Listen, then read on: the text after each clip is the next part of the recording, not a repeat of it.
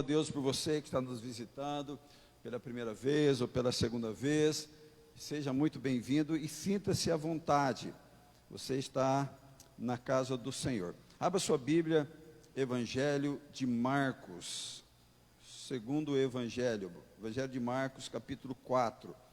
Lembrando que nós estamos na quinta-feira com uma campanha, Vencendo em Meio às Crises. Nós vamos estar sexto elo da nossa campanha, mesmo que você não tenha vindo nos outros elos, que ele venha, com certeza Deus tem uma palavra, e essa palavra, ela encontrará um terreno fértil no seu coração, e você vai contemplar aquilo que Deus tem para a sua vida no nome de Jesus, amém? Irmão, só mais um recado, você que toma água e traz água para dentro da igreja, irmãos, deixe o copo vazio no final, porque às vezes você sai e com um pouco de água, alguém chega, chuta, e vai dificultar mais naquele que vai limpar, né? Então, o ideal é você tomar água, mas se você trouxer, seque o copo, amém? Nos ajude, que você vai ajudar as pessoas que estão aí à frente da limpeza da igreja. Evangelho de Marcos, capítulo 4,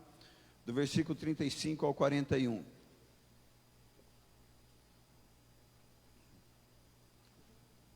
Diz assim a versão da minha Bíblia: Jesus acalma uma tempestade.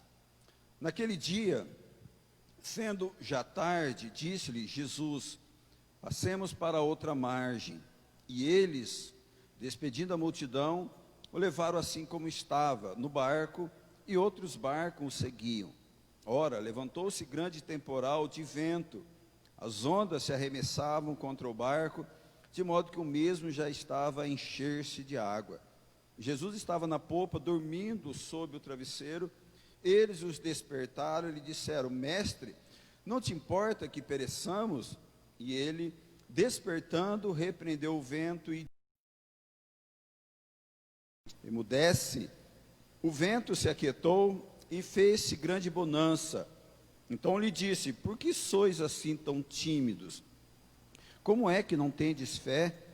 E eles, possuídos de grande temor, diziam uns aos outros: quem é este que até o vento e o mar lhe obedecem? Amém? Se você puder fechar os seus olhos, nós vamos orar a Deus para que essa palavra ela venha gerar vida ao seu coração. Pai, nós louvamos o teu nome. Nós somos gratos pelo privilégio que nós temos de nos reunir na sua casa, podermos ter a liberdade de falar do teu amor, a liberdade, ó Deus, de expressar a sua vontade, e o privilégio que temos de ouvir, ó Pai, esta palavra. Que esta palavra, Deus, ela seja vida ao coração daquele que as ouve, aqueles que estão reunidos aqui no templo, aqueles que estão nos seus lares, seus ambientes de trabalho, diante de uma rede social, mas que esta palavra, Pai, venha gerar, Deus, meu Deus, o cumprir do teu propósito para a qual ela foi designada, que ela venha, Pai, trazer cura, libertação, que ela venha trazer instrução, Pai, repreensão, exortação, se for necessário, mas que esta palavra, Pai amado Deus, transforme vidas, Pai, cure enfermos, liberte cativo, que o teu nome seja glorificado nesta noite mais uma vez, no nome de Jesus, amém, amém. Louva a Deus também por você que está nos assistindo. Estava ali há pouco o pastor Maule, lá de Gana, nos ouvindo, e tantos outros amigos, Brasil. Muito bom poder falar com vocês através da rede social. Irmãos, eu queria falar nesta noite sobre fé. Queria falar sobre fé. E a melhor definição de fé, a própria Bíblia, ela mostra que é Hebreus 11, versículo 1. Ele diz que, ora, a fé é a certeza das coisas que se esperam e a convicção de fatos que não se veem. Pelo menos na tradução da NVI, é assim: você não espera aquilo que você não tem certeza. O pai do filho pródigo, a Bíblia mostra, né, ou dá a entender que ele ficou esperando aquele filho, porque quando aquele filho voltou, diz que o seu pai estava olhando a sua chegada. Por quê? Porque aquele pai tinha uma certeza que aquele filho voltaria. Então a fé é essa certeza que você pode esperar algo que vai acontecer, e é uma convicção, não de uma possibilidade, não de algo que pode ou não acontecer, mas de fatos. Por mais que você não os vê, mas você tem uma convicção que aquilo que mesmo que você não vê, ele vai acontecer. Por exemplo, a história de Abraão, né, que creu que ele seria pai de uma grande nação, com todo o contexto a qual ele vivia, a sua idade avançada e a esterilidade de Sara. Então, a fé é justamente isso, a fé é convicção. A fé não é eu acho, a fé não é talvez, a fé é certeza, a fé é convicção. E Jesus, queridos, ele, antes desse momento, Jesus havia instruído os seus discípulos sobre fé, e tantos outros temas. O próprio Sermão da Montanha, antes disso, ele não só tinha instruído sobre fé, numa teoria, ministrando, ensinando, caminhando com ele, mas ele também ensinava os seus discípulos nos milagres que aconteceram em pessoas que colocaram a sua fé em prática. Por exemplo, a cura do paralítico de Cafarnaum, o versículo do capítulo 2, ele vai falar sobre isso, daqueles 4 amigos que levaram um enfermo, um paralítico, e chegaram diante da casa onde Jesus estava, a casa totalmente tomada. Eles subiram, né, pelo telhado e desceram aquele enfermo até Jesus.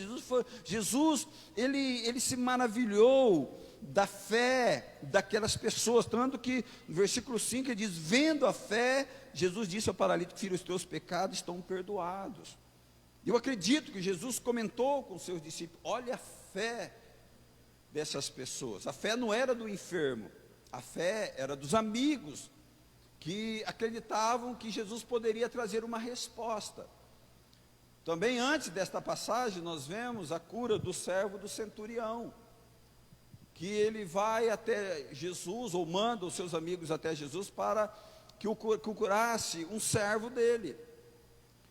E aquele centurião, quando Jesus vai para sua casa, isso está em Lucas capítulo 7, porque em Lucas esse texto está no capítulo 8, e ele fala para Jesus: olha, eu não sou digno que entres na minha casa, mas basta uma palavra que o Senhor disser, o meu servo sarará, ou será curado. Jesus responde que não havia visto em Israel uma fé como a fé daquele homem. Por que não havia em Israel? Porque aquele homem era romano, aquele homem não era israelita. Então ali Jesus estava mostrando para os discípulos: olha o que é fé. O enfermo está doente, e aquele homem disse: não precisa nem ir lá, basta o Senhor disser uma palavra e o enfermo será curado. Então, os discípulos, eles haviam aprendido sobre a fé, né, no resultado daqueles que experimentaram, mas eles haviam aprendido na teoria, eles haviam aprendido vendo e ouvindo sobre fé. Agora, a ideia, queridos, desse texto, também, ela tem uma ideia de uma aula prática, de uma aula. Vamos ver o que vocês aprenderam sobre fé. Vamos ver a fé na prática. Vamos ver a fé numa situação real na vida de vocês. Porque, irmãos, conhecer sobre fé é uma coisa. Colocar a fé em prática, irmãos, é outra completamente diferente. Eu ler sobre fé, conhecer tudo sobre fé, todos os textos, todos os personagens, todos os milagres, ou eu ver a manifestação de fé nas pessoas, é uma coisa. Agora, eu experimentar a grandeza de Deus através da fé é outra coisa. Muito fácil falar. Quando alguém está enfermo, você olhar para ele, tenha fé. Mas e quando isso é com a gente? É uma realidade diferente. Nós ouvimos sobre fé, irmãos, quase todos os cultos. Nós vemos. A questão é aquilo que Deus quer nos ensinar, queridos, na prática. E a hora que eu precisar colocar essa fé em prática, como que eu vou reagir? Na hora que eu precisar colocar em prática, porque nesse texto, queridos, como eu disse, Jesus vai colocar em prática a fé dessas pessoas, a fé no momento da dificuldade, a fé no momento da tempestade, no momento onde algo acontece e eu tenho que colocar essa minha fé em prática. Esse texto ele vai falar sobre isso. Depois de Jesus ele ensinar, Jesus, ele estava falando sobre parábolas, ele estava inclusive usando o próprio barco, possivelmente de Pedro, de Simão Pedro, e Jesus ele chama os discípulos no final da tarde para passar para o outro lado, do lago de Genezaré, e ele coloca a sua cabeça num travesseiro e ele dorme naquele barco. Uma das possibilidades de Jesus ter dormido, além da questão do cansaço, porque Jesus era 100% Deus, mas era 100% homem. Jesus chorou, Jesus se compadecia, e Jesus também tinha sono. Então ele dorme, queridos, porque uma das possibilidades é porque ele podia descansar, porque primeiro que ele confiava completamente em Deus, no Pai. Ele sabia, queridos, que ele poderia dormir, porque nada poderia acontecer naquele momento para tirar-lhe a vida, até porque ele sabia que ele tinha algo a realizar e que um dia ele teria que estar na cruz para morrer por mim e por você e ressuscitar ao terceiro dia. Ele deitou, ele descansou, porque ele confiava que Deus estava completamente no controle de todas as coisas. E aquele momento, queridos, ele indicava uma travessia desse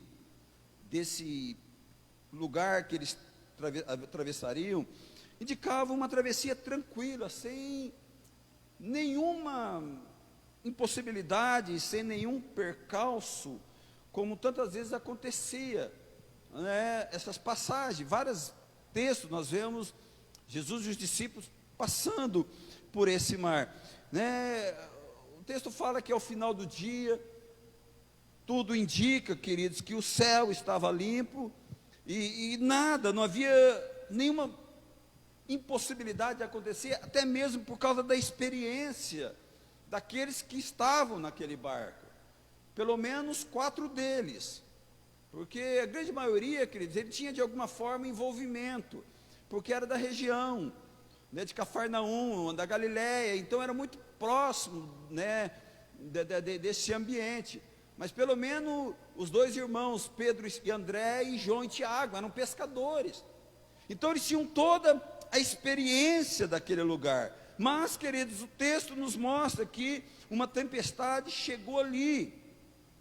E ali foi exatamente o momento propício para que colocasse a fé em prática. Por quê, querido? Porque é nos momentos difíceis, é nos momentos das tempestades, é nos momentos da crise, é nos momentos mais difíceis, queridos, que nós podemos colocar a nossa fé em prática e sair da teoria. Você, no momento da dificuldade, querido, você tem que sair da teoria, você tem que ir para a prática.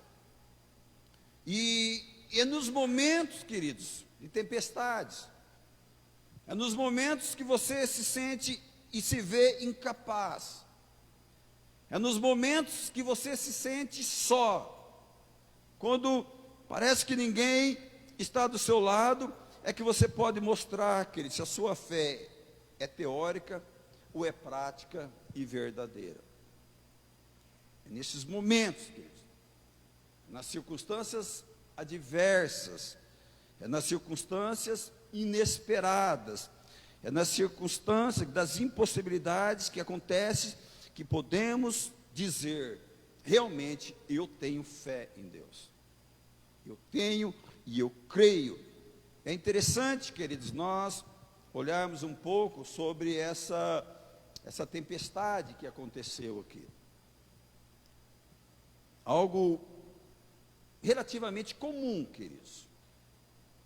Essa tempestade é algo relativamente comum e possível àquela região. Por quê?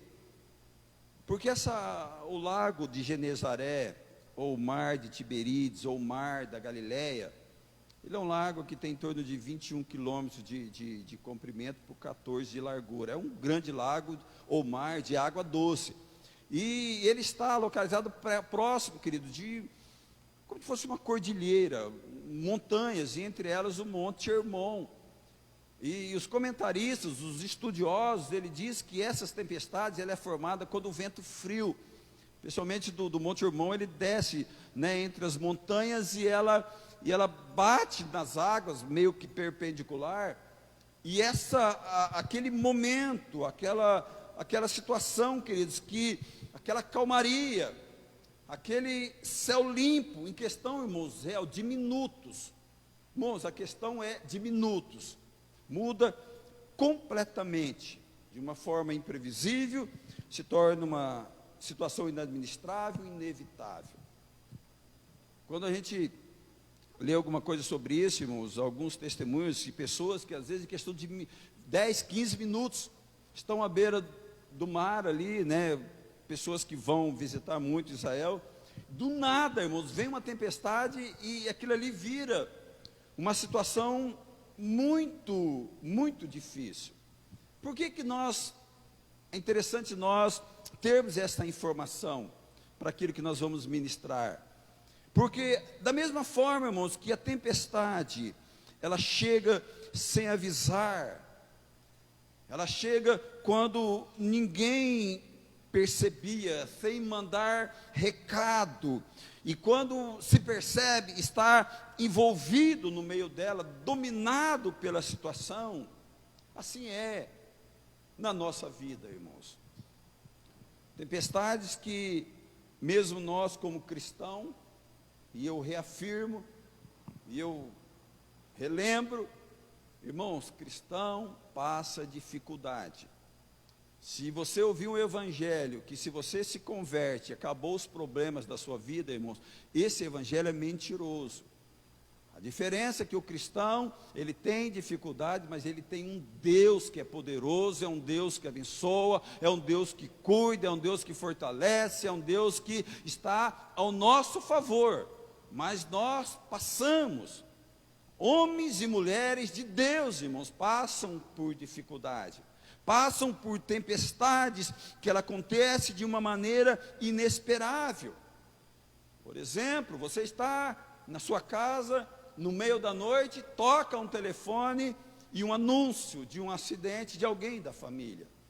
Isso é algo inesperado. Você está no seu dia a dia, de repente vem uma dorzinha, você vai no médico, faz um exame e você percebe que é uma doença incurável ou uma doença que ela está no estado avançado. Ou quem sabe você está no teu casamento aparentemente perfeito, pelo menos mostrando que está perfeito, e algum dos cônjuges chega e fala: não quero mais, acabou o casamento, vou viver a minha vida. Ou seja, algo que acontece de uma maneira inesperada, queridos, e quando você vê, você não sabe o que fazer. E tantos e tantos e tantos exemplos que nós podemos dar, que chega, querido, de uma maneira inesperada. É um chefe de família que perde a vida e a família fica completamente desestruturada da noite para o dia. Quem sabe eu estou falando com alguém que está vivendo uma situação assim, aqui, ou está nos ouvindo aqui. Chegou algo, queridos, que estava para destruir completamente as forças, destabilizar completamente o emocional. Tempestade que deixa as pessoas experientes, como é o caso desses pescadores, navegadores, mas não sabem o que fazer. Aquele momento que ele coloca todo o seu esforço, todo o seu conhecimento, toda a sua experiência, mas infelizmente nada muda, porque essa tempestade ela chegou de uma forma forte. Você ora, você jejua, você paga um preço, você vem para a igreja, você clama, você suplica, você chora na presença de Deus, queridos, mas parece que nada adianta, pois as coisas parecem que tendem a ficar a pior. Porque essas tempestades, queridos, elas são inadministráveis, muitas delas. Muitas delas. Os discípulos, o texto diz que, apesar das experiências desses navegadores, o barco estava a sossobrar, algumas versões, ou afundar, ou ir a pique. Assim é, queridos, talvez na vida de algumas pessoas que podem estar nos ouvindo. Você está por um fio, você está assim, já quase não suportando mais. Então, essa é a realidade das tempestades que vêm na nossa vida, no momento para nós colocarmos a nossa fé em prática. E essas também, queridos, como só reafirmando, elas são imprevisíveis, elas não têm como prever. Eles sabiam que era possível aquela tempestade, que era algo comum. Como nós sabemos que é comum, queridos, é possível as tragédias acontecerem na nossa vida. É possível situações difíceis acontecer, mas nós não temos como prever. Nós não temos como prever. Por isso que é nesses momentos que faz a diferença se a sua fé é teórica ou prática. É nesse momento que faz diferença. É nesse momento que você percebe se sua vida realmente está nas mãos de Deus, se a sua convicção de Deus, queridos, é real, se você está nos braços, ou apenas conhecimento das promessas de Deus. Porque nós temos visto, queridos, muitas pessoas, na realidade, afundar diante dessas tempestades, porque na realidade ela tinha conhecimento da fé, ela tinha um conhecimento teórico, mas nós não vivemos de conhecimento teórico, nós vivemos de prática, nós vivemos de prática. Por isso que ser cristão é um posicionamento, por isso que ser cristão não é uma mudança de religião.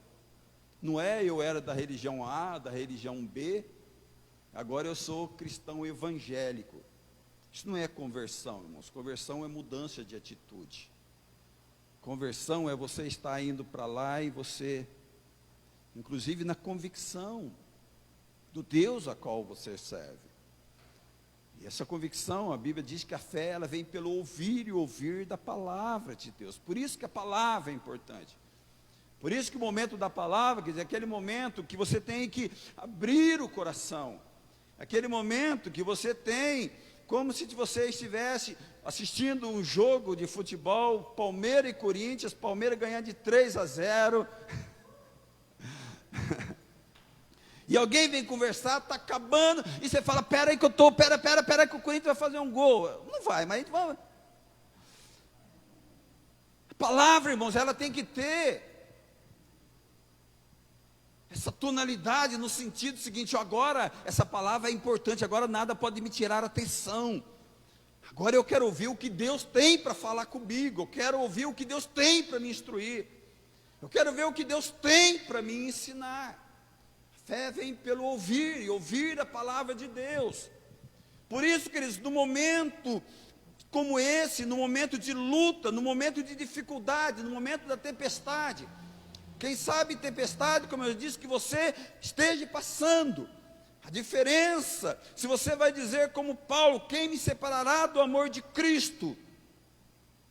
Vida, ou a morte, a altura, a profundidade, o porvir, ou o passado, a vida ou a morte, Romanos 8 diz isso, ou se você vai desistir de crer em Deus.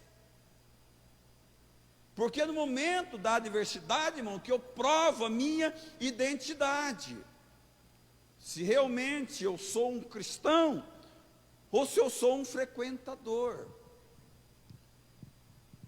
Você dizer, nada me separará do amor de Cristo. A morte de um ente querido não vai me separar do amor de Cristo. Porque eu sei que o ente querido, principalmente se for cristão, queridos, ele está no lugar melhor do que nós. Porque o autor que diz isso, ele diz que para ele morrer é ganho. Passado, por vir, altura, nada. Então é no momento da dificuldade que você vai mostrar isso.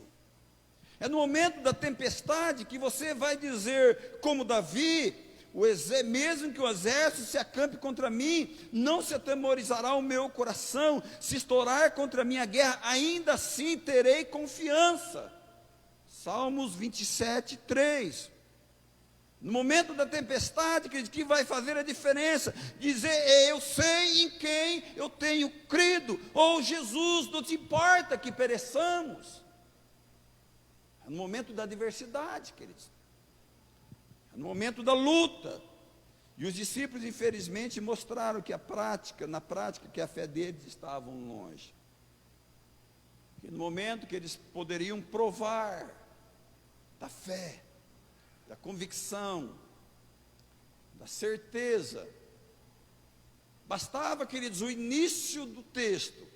Passamos para o outro lado. Isso era suficiente. Jesus não disse, vamos ver, não, nós vamos passar. Mas eles foram reprovados na fé. Queridos, você que está numa situação, quem sabe, como desses discípulos perguntando, no momento que você está vivendo, na dor que você está vivendo, na tempestade que está abatendo sobre a sua vida, talvez você está se perguntando para Deus, o Senhor não está se preocupando. Quem sabe, querido, o teu coração, você está dizendo, o Senhor não está insensível ao meu sofrimento. Talvez você está dizendo, Senhor, o Senhor não está vendo o que está acontecendo? Olha o que está acontecendo com a minha casa. Senhor, olha o que está acontecendo com o meu corpo físico. Olha o que está acontecendo com os meus sonhos. Olha o que está acontecendo com a realidade da minha vida. Está vindo tudo, está se desmoronando.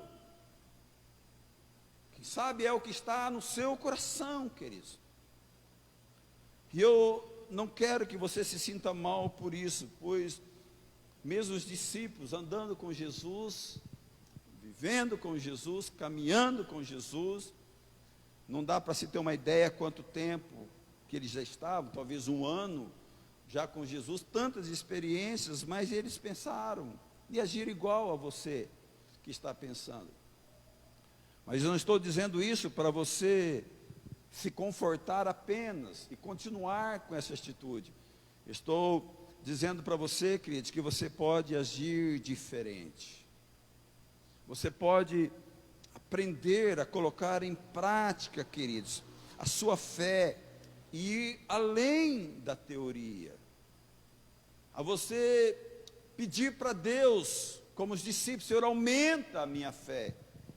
Ou pedir para Deus, para que você veja, queridos, com os olhos não naturais, mas com os olhos da fé. O apóstolo Paulo diz que nós não devemos atentar para aquilo que nós vemos, por aquilo que nós vemos é passageiro, agora aquilo que nós não vemos é eterno. 2 Coríntios 4, versículo 18. É você pedir para Deus, Deus me mostra aquilo que eu não estou vendo, Senhor. Os meus olhos é uma tempestade, os meus olhos é o barco indo a pique, os meus olhos é o desespero. Mostra para mim, Senhor, aquilo que eu não estou vendo. Isso me lembra um texto, queridos, que está em 2 Reis, creio que no capítulo 6, quando Eliseu, ele descobre que as artimanhas, ou os projetos, ou os planos do rei, se eu não me engano, da Síria, que o rei da Síria, ele fazia planos para atacar Israel, e quando ele ia atacar, Israel já sabia dos planos dele. E ele falava assim: quem que é o traidor que está relatando os planos? Aí alguém falou: não, Israel tem um profeta, que ele sabe de todas as coisas. E o rei, parece-me que da Síria, ele fala assim: eu quero esse cara morto. E ele manda, irmãos, um exército para matar Eliseu em Samaria. Eliseu sai tranquilo, de manhã cedo está lá, e Geazi, seu moço, só sai e fala: meu senhor, olha o que está acontecendo, olha, as pessoas vieram de fato, né, eu traduzindo o texto, de fato, matar o senhor, olha o tamanho do exército, o senhor não teme, o senhor não está com medo? Eliseu simplesmente falou: senhor, abre os olhos do moço. E quando Eliseu abriu os olhos, queridos, ele viu carruagens de fogo ao redor daquele exército. Sabe que a gente precisa aprender a olhar aquilo que os olhos não vê. Meu irmão, o nosso Deus não é um Deus inoperante. O nosso Deus, irmãos, ele continua no controle de todas as coisas. Ele continua no controle das tempestades. Mesmo que o momento pareça irreversível, irmãos, ele sempre tem uma saída para aquele que nele crê. Deus tem uma saída para o seu problema, para a sua tempestade, porque ele continua no controle. Ele não está apenas no controle da vida e da morte, ele não está apenas no controle sobre demônios, sobre espíritos, ele está no controle sobre a natureza, ele está no controle sobre todas as coisas, irmãos. Ele está no controle sobre as finanças, ele é poderoso para fazer coisas extraordinárias, quando eu coloco a minha fé em prática. Não importa a tempestade, irmãos, Deus ainda, ele tem o controle. A questão é se eu coloco a minha fé em prática, ou se eu fico na teoria. É bom para o pastor Rogério, que é pastor, mas quem sou eu? Eu sou um mero qualquer. Irmãos, Deus não faz acepção de pessoas, seja pastor, seja presbítero, diácono, líder de louvor, nós somos filhos de Deus, e todos nós temos acesso a esse Deus. Todos nós, irmãos, podemos colocar em prática a nossa fé. O texto que nós lemos, irmãos, um romano colocou a sua fé em prática. E Deus espera de nós, irmãos, que coloquemos em prática. Porque você vai ver o agir do Senhor. Jesus, ele orou e ele acalmou o mar, queridos. Ele aquietou o vento. E assim pode ser na sua vida. Assim pode ser na sua vida. Nós aprendemos nesse texto também que nunca Deus estará insensível ao seu sofrimento. Ele nunca. Você acha que Jesus não sabia tudo o que estava acontecendo, queridos? Você acha que Jesus não percebia tudo? Jesus, ele era Deus. Como eu disse, Jesus, ele estava testando a fé dessas pessoas. Mas Jesus não está insensível. Para os discípulos dizer: não se importa que pereçamos. Como que foi? Jesus, o Senhor esqueceu? O Senhor esqueceu que eu estava lá pescando na minha vida? O Senhor me tirou da pescaria para ganhar vida? O Senhor esqueceu? Mateus falando: eu estava lá na coletoria, e o Senhor me tirou da coletoria para servir o teu reino. Cada um poderia dar algumas justificativas, e o Senhor não está se importando. Às vezes você pensa que Deus não se importa, que Deus se importa. Deus, ele se importa. A Bíblia diz que ele não dorme, a Bíblia diz que ele não tosqueneja, a Bíblia diz que os ouvidos dele não estão agravados, que os seus olhos não estão fechados, e nem as suas mãos, os seus braços encolhidos, para que não possa abençoar. Mas quem sabe, queridos, esse momento que você está passando, Deus está querendo ver você se aperfeiçoar nele. É numa batalha que você tem experiência. Como que você vai dar um testemunho, irmãos, se você não passar? Não esquece depois, deixa eu dar o TT. Tati pediu para dar o testemunho, esqueci no final do culto, tá, Tati? Como que você vai dar um testemunho se você não passa por uma luta, queridos? Então Deus, Jesus, Ele continua insensível ao teu sofrimento, Ele chora, Ele continua, querido, se compadecendo, Ele continua, irmãos, colhendo as suas lágrimas. Salmos 18, se eu não me engano, Ele diz que Ele colhe as suas lágrimas no odre. Ele sabe da tua dor, Ele sabe do teu sofrimento, Ele sabe da tua angústia, Ele sabe de todas as tuas fraquezas. Porque, queridos, Ele é um pai. O Senhor é pai, como um pai se compadece de um filho, queridos. Assim é o Senhor. Então, talvez no teu pensamento, Deus se preocupa. Deus se preocupa. Deus, Ele olha.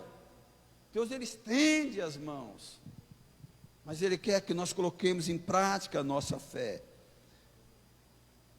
E por fim, queridos, Deus continua sendo o mesmo. Hebreus 13:8 diz que Ele é o mesmo ontem, hoje e eternamente. Quando Ele levanta, Ele questiona a fé dos seus discípulos. Ele diz no capítulo 40, versículo 40, então diz: por que sois assim tímidos? Como é que não tens fé? E eles, possuídos de grande temor, diziam uns aos outros: quem é este que até o vento e o mar lhe obedece? Irmãos, Jesus continua sendo o mesmo. Esses discípulos, irmãos, parece que esqueceram o milagre que Jesus havia feito. Jesus, Ele continua sendo o mesmo, Ele continua impressionando.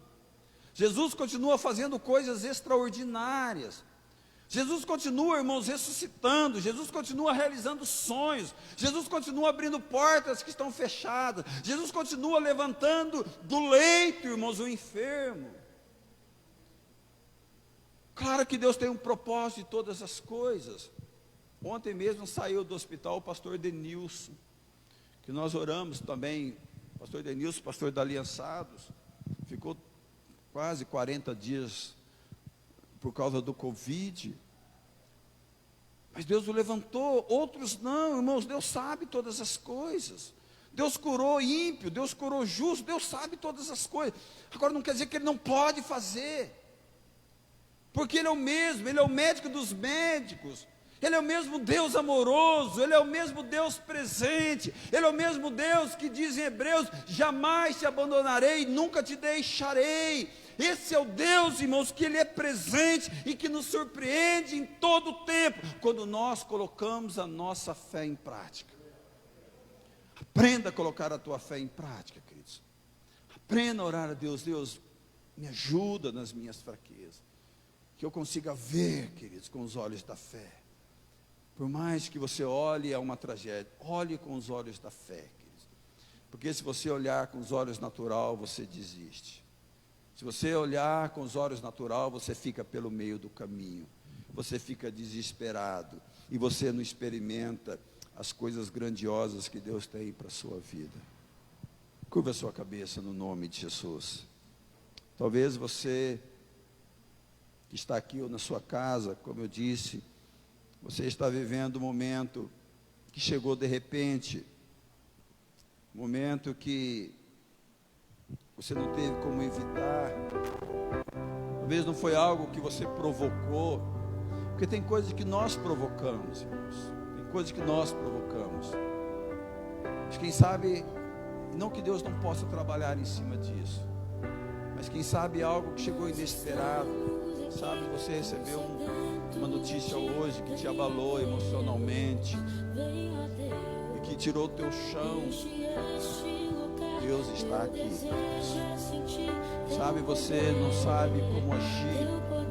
Você tem uma situação e você, na realidade, você está aqui nesta noite como um grito de desespero.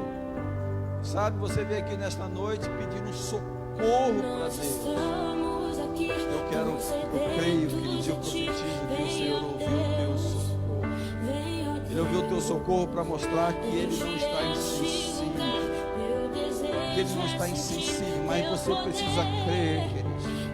A Bíblia diz que sem fé é impossível agradar a Deus. Porque quem não tem fé é incrédulo. Quem não tem fé não acredita. Quem não tem fé, não confia em Deus. Por isso que eu preciso de fé.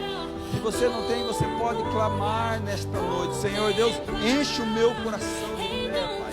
Me ajuda, Pai, no momento da minha fraqueza. Senhor Deus, eu não sei como agir. Eu já fiz de tudo. Senhor, eu já orei. Senhor, eu já me consagrei. Senhor, eu já fiz tudo aquilo que é possível.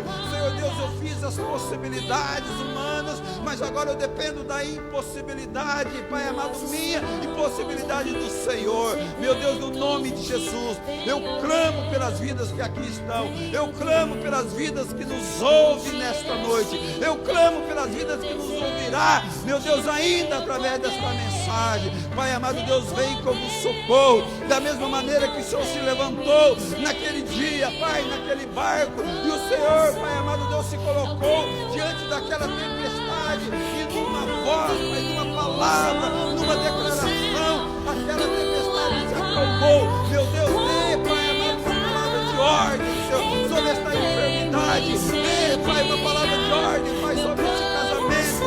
Dê, Pai, uma palavra de ordem sobre esta vida, Pai, emocional, sobre esta vida espiritual, Pai. Meu Deus, dê uma palavra de ordem para esse que está aflito, Pai, tem sido perseguido, meu Deus, tem sido afligido espiritualmente. Meu Deus, dê uma palavra de ordem, de refrigério para esta vida. Que ninguém saia daqui nesta noite da mesma forma.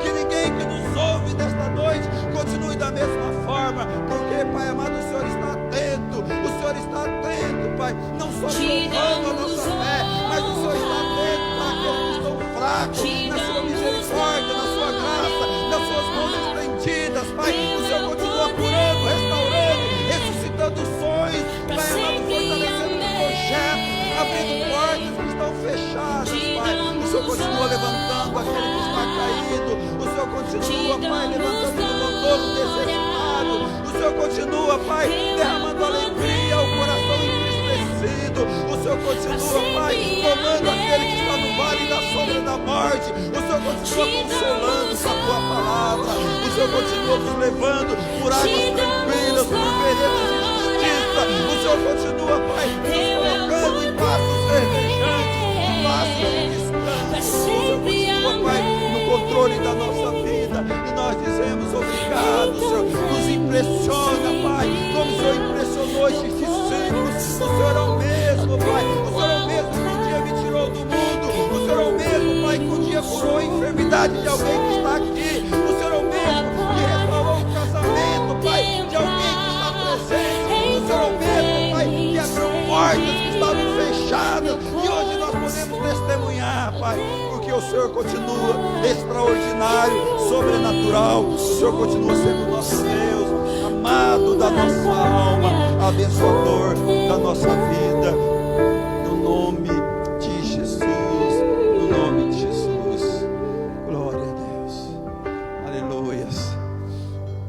Eu queria fazer, queridos, uma oração individual com você, mesmo no seu lugar. Quem está aqui, queridos, com uma questão, por mais que nós oramos, mas você precisa de uma oração individual. E sabe, saúde física, quem está com enfermidade aqui nesta noite precisa de uma oração. A Marisa, quem mais, irmã Rita, né? Cadê a pastora? A pastora intercede pela Marisa aqui mesmo, de longe. Josimar, ora pela Rita, mesmo de longe. Quem mais? Lucilene, você pode orar pela Tati, por favor. Glória a Deus. Elaine, Aline, ore pela Mônica, por favor. Intercede mesmo de longe. Comece a interceder. Comece a orar. Comece a clamar. Quem mais tem alguma outra causa, queridos, precisa de uma resposta de Deus? Alguém mais? Alguém está numa tempestade? Glória a Deus aqui, pastor Rogério, estende as mãos, se puder chegar mais perto aqui.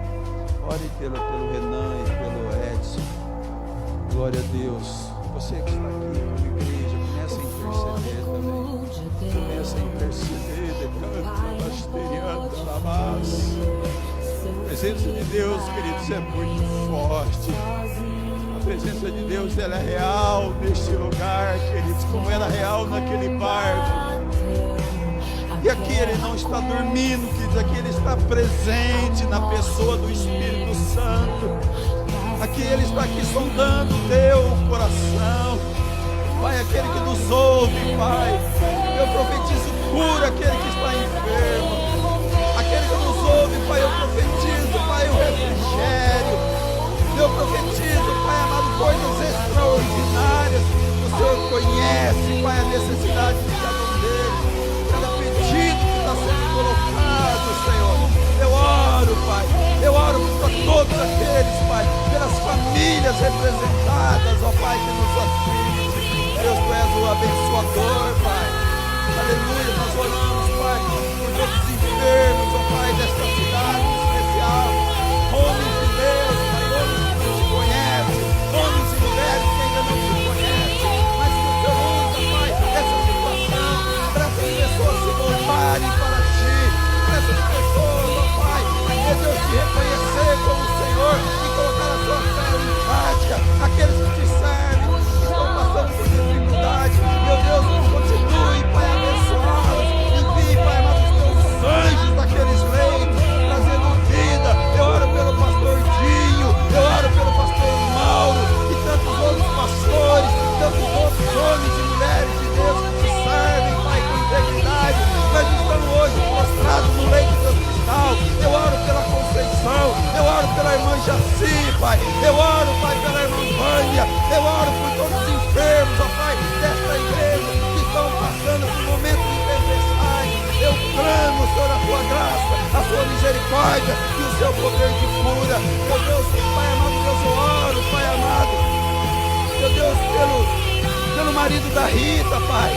Meu Deus, eu oro, Pai amado, Deus, por aquele homem que está em casa, mas está, Pai, lutando com uma enfermidade. Eu profetizo cura sobre ele, eu profetizo cura. Envia os Teus anjos agora naquele leito, naquela casa, Pai. Leva, Deus, a cura do Senhor.